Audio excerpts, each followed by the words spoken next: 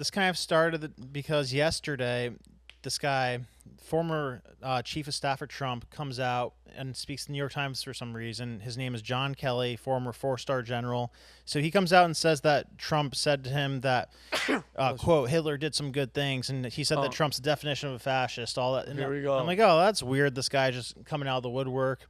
Hasn't really spoken much since 2019, since he resigned from his position as chief of staff. So Scumbag. I'm like, oh, why could this guy be saying this stuff? So, I start looking up what he's all about, and you can go to the next slide.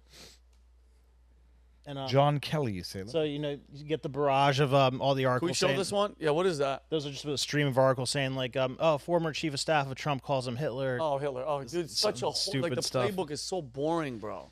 But so I look into this guy, and it turns out that he becomes Secretary of Department of Homeland Security at first under Trump's administration, doesn't tell Trump that he actually works for a defense contractor lobbying firm. What? So leaves that off of his disclosure form. Oh, That's snap. the first thing, yeah.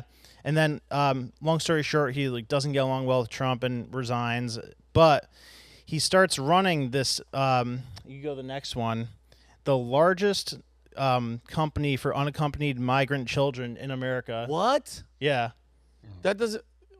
Wait a minute. Joins the board of company operating largest shelter for Yeah. That's pretty random. Weird industry to jump into. Yeah. Well, how do you go from Homeland Security, which are letting in unaccompanied minors with no freaking track, no people that are picking them up have no background checks. They're not related to them. Yeah. And then he goes from that. He has the defense contractor firm, and then while being Secretary of Department of Homeland Security. Dude, what the F is going on? I actually, just to interrupt, if I may, I had Zachary Apotheker, who's the whistleblower in James O'Keefe's new documentary, Line in the Sand. Yeah. Okay. And he shared an anecdote with me from his work on the border where children were coming in, either unaccompanied or with people who were not their adults, or not their parents, were reporting. And in one case, he said the kid said that she was getting raped by these people, and it went into a room, they went into a booth, came out, kid was no longer saying that, and they took this kid off with the people that she accused of rape and shipped them somewhere in America. Crap. And he said that still haunts him to this day. Jesus. Oh my God! I know the guy. I met him on He's amazing. Did he get fired? Not yet, but Okay. that check is in the mail.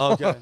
So, this is speculation, but if you go to the next slide, you have this situation on one hand where 320,000. Oh, that's the right one. Yeah, this one. So you have the situation simultaneously where 320,000 migrant children are missing. This guy who's suddenly calling Trump Hitler runs the largest unaccompanied migrant children shelter in America. Not saying there's anything going on there, but It's weird, but isn't it? it's the potential for some really dark stuff to be but going you could on. say it's weird, bro. Like what? I don't understand I understand the Homeland Security and then that, but who he is, what? Why are you getting into that? Well, yeah, at the very least, I get shady vibes from the guy because he also vehemently defended a guy who was accused of domestic violence against his wife, and then it turned out that he knew 2 years beforehand that he did actually beat his wife. He did. Well, at the very least, he's a scumbag that's just speaking out against Trump to further his own business ventures. If it's just on the surface level, there's 320,000 missing children or coming across the border, and he owns the shelter, so he has an incentive for Kamala Harris to be the president because more unaccompanied minors that come into the country, the more that his business profits, correct? Well, yes, and when people randomly speak out against Trump, my first question is, okay, if they haven't spoken in a while, what could they potentially have on these people or what could they be gaining from speaking out like this? So, I deduce from this maybe he's got some dark shit that he could get in trouble for, or maybe just as simple as that. The more migrants coming across the border, and I guess his weird migrant children company does better. It's like a hospital. You need a hospital. It's in business for keeping people. You have to fill those rooms up with sick people. Yeah. If you own a migrant child facility, you want unaccompanied minors to keep freaking coming in, or else your business fails. He loses money. And who's going to crack down on the missing children situation more, Trump or Kamala? Trump. Oh, you can't. Well, Yeah, I love how we talk about the border as if it's been patched up. It's still wide open. It's just not mainstream news because they don't want to report it. It's still a constant flow, and that's how we're going to get to 20 million. They've halved the amount of illegal encounters since the last 3 years, but only because they quadrupled it in the first year when they came in, when they rescinded 90 some odd executive orders. So it's straight out of Orwell's 1984. Chocolate production is up. It was down 200% last week, and this way it's the other way around, up 400%. And now that they've halved that number, they try to blame it on Trump and then accuse him of trying to run on a problem so that he can have some political profit from it. Yeah. No, I mean it's mind-blowing though that 4 football stadiums full of kids are missing, and they don't say a word about it. It comes from the conservative side only for some reason, and then they complain a ton about people who are criminals who come into here illegally and don't have sufficient resources to do their thing here. So I mean I think that pretty clearly shows where their agenda is. Well, that's the real business there. Because you assume, he's got at the very least the business interest in running the shelter for unaccompanied minors, but that totally ignores the fact that there's probably a pretty significant business for the people involved under the table with moving those kids around, and exploiting those kids real for cash whatever cow. purposes they have. So, whatever money is being generated by these shelters for these people, that doesn't scratch the surface of the amount of profit they can make selling those Black market kids. for that. And now, surprise ending.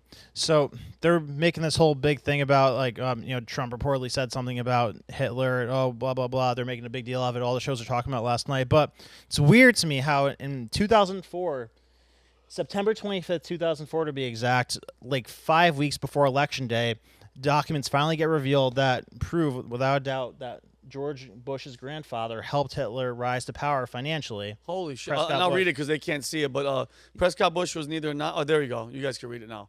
Neither a Nazi nor a Nazi sympathizer. However, one of the country's oldest Jewish publications, Jewish Advocate. Oh, wow. So at this time, newly declassified documents reveal that Prescott Bush was a director of companies linked to German industrialist Fritz Thyssen, who financially support Hitler's rise to power.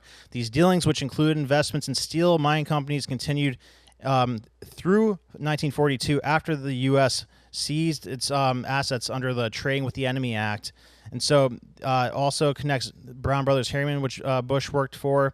They moved gold and all sorts of resources to different banks that got them to Germany eventually. So they were kind of like the financial lifeline for Hitler right up until the U.S. got involved in the war, and then a little bit after that, the documents now, say. not to like tamp that or put a caveat. I mean, if you're doing any business with Europe at that time, you're going to be doing business with one dictator or another. So they'll either be helping Hitler or they'll be helping Stalin or they'll be helping Mussolini. But the majority of it was going in that direction, and after they invaded Poland too. So yeah, in the 30s, sure, whatever. It's not like an innocent thing to be doing it, but well after they were invading countries, they were doing it still.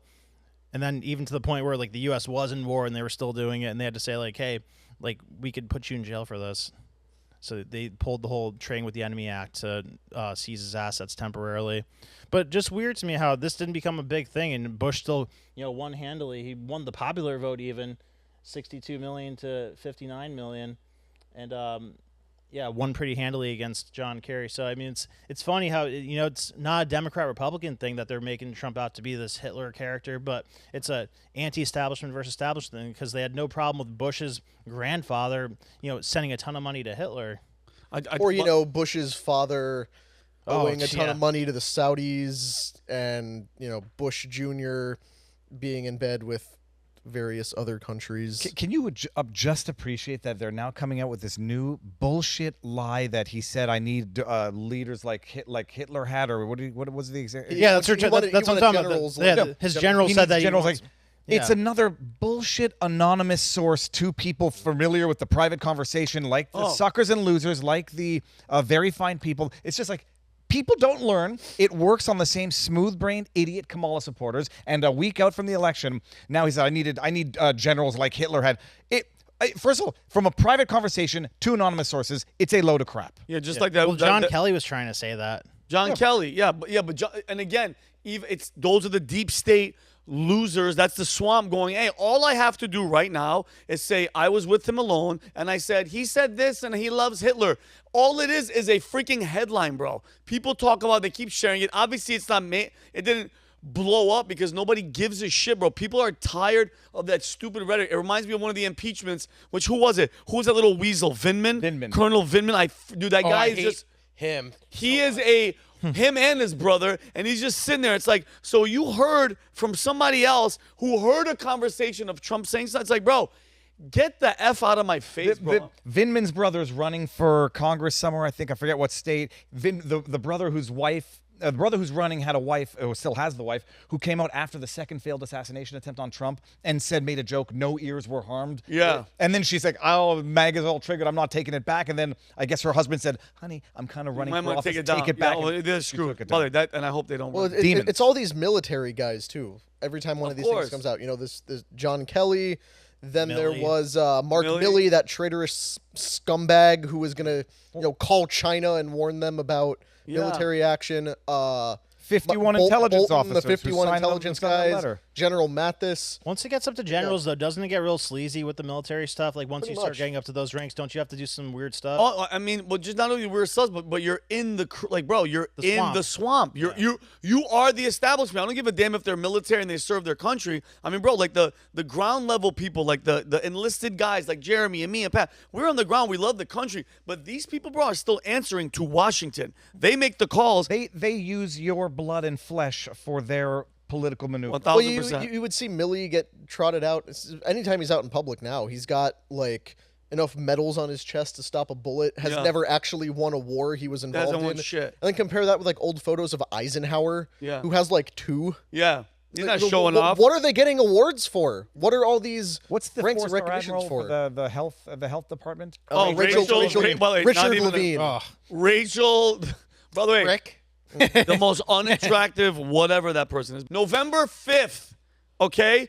We are having at Valuetainment's new building, the headquarters in Fort Lauderdale, one of the sickest. I can't express, guys. If you haven't seen this building yet, you could go to the website. You could play the video. I don't know what are you doing on election night. I've got my own. Oh, you're community cool. to- You're probably gonna be with Donald Trump. But Are guys, you going to be in an airplane hangar? We Viva? we are going live. Level It up, bro. Yeah, it's gonna be from what time, Rob? 6 to 2 a.m. Yes, I'm sorry. Well, it could go even later than that. Pat said we are not going to end live streaming until the election is. So we called. could, we could couple potentially, days. yeah, we could be live for like three and a half I'm gonna weeks. be a homeless person. No, I already am, so it works out perfect. Yeah, guys, and we can't really tell you all the people that are going to be coming, but it's going to be a crazy event. Yeah, look, Elite sold out, Super VIP sold out. The VIPs are still available, the General's still available. Guys, I'm telling you right now, before we started shooting, Rob was like, Vinny, I am so excited for this night. It's the level of guests, we can't really disclose who is going to be there, but trust me, it's going to be a night to remember. Maybe we'll have a couple surprises. I don't know, maybe Dave will be like, Vinny and them are cool. I'm going to bed at midnight. Nothing good happens after. Yeah, after no, midnight. you're right. But guys, we'll put the link at $59.90 live. That's the website. Get your tickets, guys. Everybody and their mother is going to be there. Literally, my mother's going to be there. Mine too.